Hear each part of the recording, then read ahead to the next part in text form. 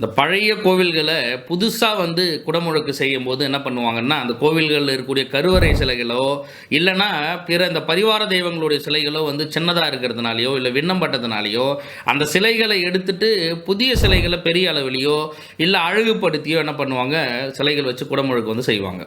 அப்ப அந்த பழைய சிலைகள என்ன பண்ணுவாங்கன்னு சொல்லிட்டு பார்த்தோம் அப்படின்னா, ஒண்ணு இந்த குளத்துல எடுத்து போட்டுறது, அப்படி இல்லன்னா அங்கேயே பூமிக்கு அடியில புதைக்கிறது, இந்த மாதிரியான நெறைய தவறுதலான விஷயங்கள் செய்வாங்க. என்ன பண்ணணும்னா, சிலைகள் சின்னதா இருக்கு, எந்த விண்ணமும் இல்ல அப்படின்னா, கருவறையில இருக்கக்கூடிய சிலைகள அந்த பெரிய சிலை கீழயே வச்சு நம்ம பிரதிஷ்டை பண்ணி கும்பாபிஷேகம் பண்ணணும். அப்படி இல்லன்னா, அந்த கோவில்கள்லயே இருக்கக்கூடிய இடங்கள்ல ஏதாவது ஒரு இடத்துல வச்சு பிரதிஷ்டை பண்ணணும். இப்படி பண்ணிட்டு நம்ம குடமுழுக்கு செய்றோம் அப்படின்னா தான் நற்பலனை நமக்கு அதிக அளவுல குடுக்கும். ஏன்னா, இவ்வளவு நாளா நம்ம சொல்லக்கூடிய மந்திர அந்த முறைகள கேட்டு ஆகர்ஷண சக்தியும், வசிய சக்தியும், மோகன சக்தியும் ஏற்ற அந்த சிலைகள் நீங்க வீணா புதைக்கிறதுனாலயோ, இல்ல வீணா எடுத்து போறதுனால எந்த பலனுமே குடுக்காது. நீங்க அங்கேயே பிரதிஷ்டை பண்ணி வழிபாடு பண்றீங்க அப்படின்னா, நல்ல பலன குடுக்கிறதா இருக்கும். அதி ஆற்றல் உடையதாவும் இருக்கும்.